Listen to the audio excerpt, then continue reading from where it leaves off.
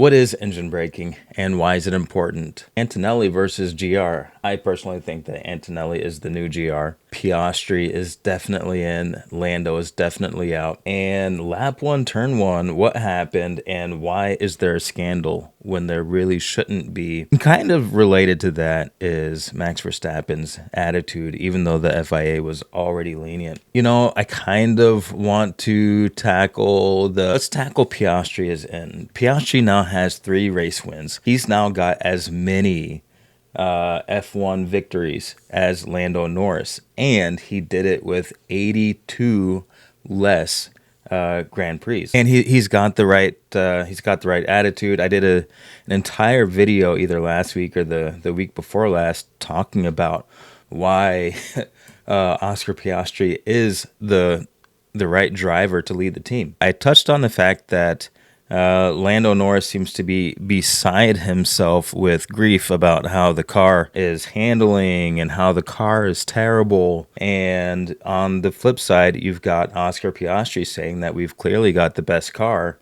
and that he's, happy to be able to, drive it to victories. And if you noticed, Oscar Piastri's speech this time around after his victory was a lot longer than normal. I think for Oscar Piastri's first couple of years, people thought that maybe he just didn't talk too much. But I think he was letting his talking happen on the track, and he was being very, I would say, diplomatic. Political capital is a thing, and Piastri was storing some up, especially he's doing well, he's getting some wins, he's clearly fast, and Lando Norris has been spending it quickly. I think spending it more quickly than he has been earning it. So it's one thing to be bringing home tons of wins, and then if the car ends up malfunctioning or something like that, then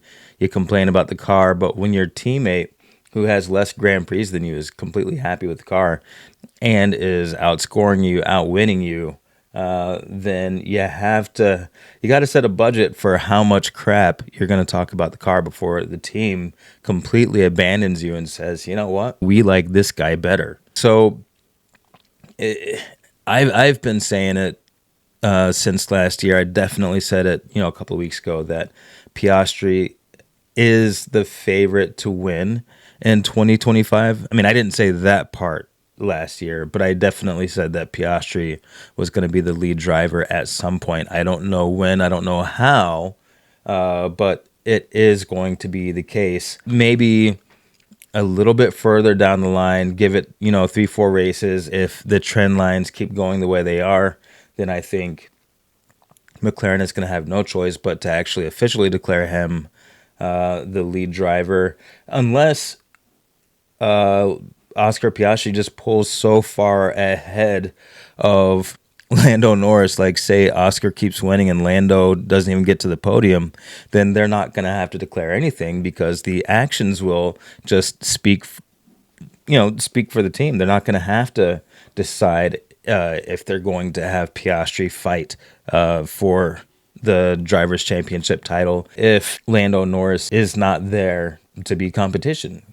It's pretty straightforward. And then Oscar Piastri also did something that I found remarkable, and that was his performance in lap one, turn one. I thought that was pretty amazing. If you didn't see it, Verstappen was in pole. He tried to squeeze Oscar Piastri over into letting Max Verstappen get ahead. Oscar Piastri refused to give that space up on the track. As a matter of fact, as I was watching the replay, Oscar Piastri actually kind of wiggled the wheel back in toward Verstappen. And in my opinion, in that instance, he kind of out Verstappen. Now, when Max Verstappen had, tons of points as a, surplus, he could just drive you off the track. He could crash into you. He could drive any kind of way he wanted to. But Piastri knew that it's not the case right now. And he called Max Verstappen's bluff, because if Verstappen were to crash, were to DNF, or were to get a penalty, which he did, we'll talk about that soon,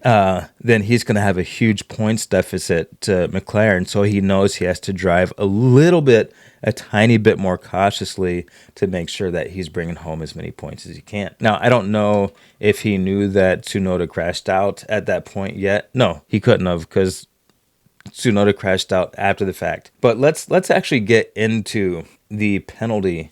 Verstappen gained the advantage off track going into, I believe it was turn 2, and he ended up keeping the position. Now, this is where the FIA's rules get not rules, but I would say their practice gets to be actually bad for the race. So Max Verstappen kept the advantage. He kept P1, which allowed him, I think, unfairly to drive in clean air for his first stint. He then served the penalty of 5 seconds, but in my opinion, he gained the advantage of someone who was driving in P1. You know, his tires were fresher. His tires were fresher than Piastri's, even though Piastri earned it. And also, they gave him 5 seconds. If Verstappen could get, a good pit stop and then pull ahead, he could easily mitigate that 5-second penalty. They should have given him 10 seconds, or they should have said, give back the place, or we'll give you a 20-second penalty. There were a number of tools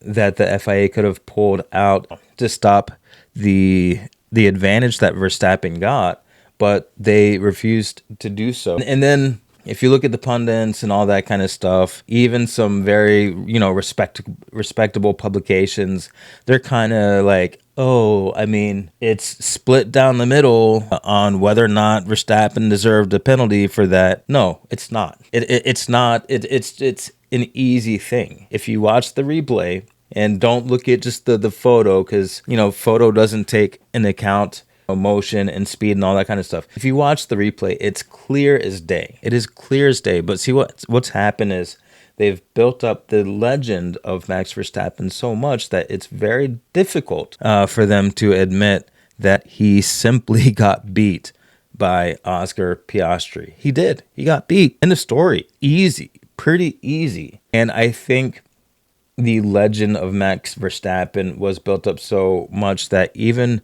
Max Verstappen has I would say, kind of a crappy attitude about what happened. I think when the public tells you that you're great over and over and over again, and then you've got kind of the Helmut Marko crew and the Jost crew and all that kind of stuff, you start to believe it. Perhaps he felt like nobody could beat him into turn 1. Well, guess what? Everybody gets beat at some point, whether it's Lewis Hamilton or Michael Schumacher. There's always going to be someone who gets you. They're going to get you. Might not be this race, might not be the next one, but eventually somebody's going to get you, and you just got to take it on the chin. Keep driving. Now, clearly, Max Verstappen is going to keep driving. He's not going to give up, but I think it was pretty poor form because, like I said, the FIA gave him the most lenient penalty that they could have. I want to talk quickly about Antonelli versus George Russell. George Russell started in 3rd. Antonelli started in 5th, so Russell was 2 places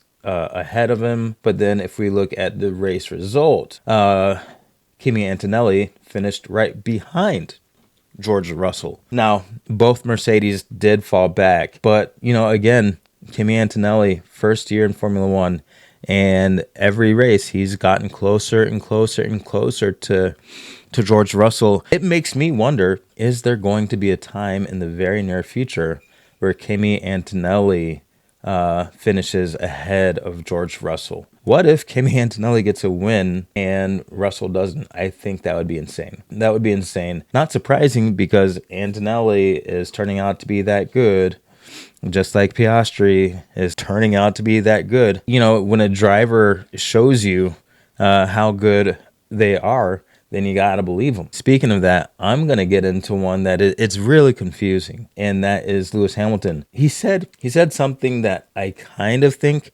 people are overreacting to. Now, I'm going to tell you what I am reacting to negatively. But when Hamilton said that he needed a brain transplant in order to drive the Ferrari, I think people overreacted because They're not taking into consideration the fact that the Ferrari car is an engine braking car, whereas the other cars that Lewis Hamilton has driven aren't. And engine braking cars, there are a lot of considerations, a lot of differences. There's more different from the Ferrari and the Mercedes cars than just the paint and the steering wheel. Braking technique. We know that Hamilton built his career on braking. With engine braking, the driver can brake slightly earlier and rely on ERS to help slow the car. Without engine braking, the braking needs to be a lot harder and possibly even a little earlier, since the rear isn't helping to decelerate the car as much. Corner entry balance is different. Brake bias adjustments are different. The driver might need to shift the brake bias forward by a few percentage points to prevent rear lockup, because the engine, the drive wheels are in the back.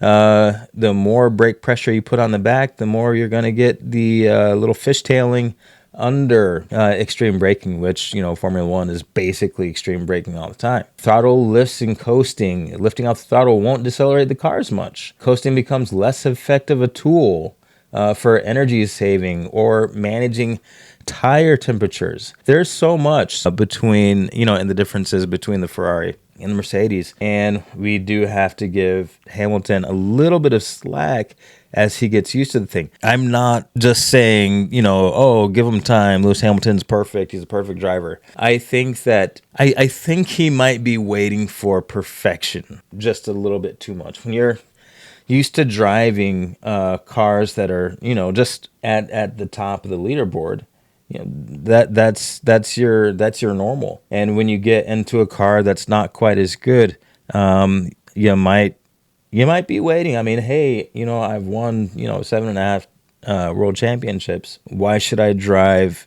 the racing numbers off of this car when I can wait for the car to get a little bit better and I can really extract the performance out of it? There are some times as I'm watching the race and you can see, Hamilton getting quicker and quicker behind someone, and then he kind of backs off, and that it's not that I think he's lost his ability to drive, and I don't think that the Ferrari car is too difficult a task for him to master. I think that, he's still in it. He's still, as long as you're in, Formula One and you're still racing, you're still in it. And I think he has to go for it a little bit more. You can see that he's got more pace, and, there's some backing off. Maybe he knows that if he gets into the dirty air, then he's going to, to drop off and all that kind of stuff. But, I think at this point, you gotta get in there and fight a little bit harder.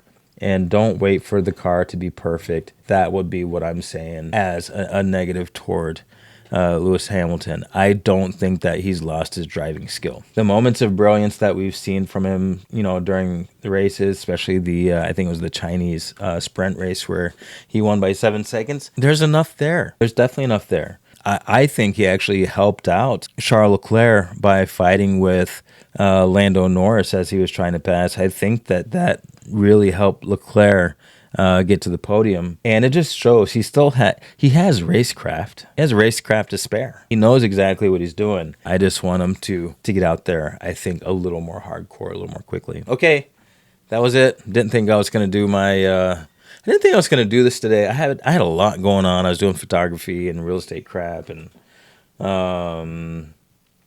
logos and fixing a car. Just so much going on. Fixing a car for a buddy, actually. So much going on. But, it's good. It's good. All right, I'm rambling. I will see you next time. I have been Dalton. This has been The Petrolist, and you have been great. I'm out.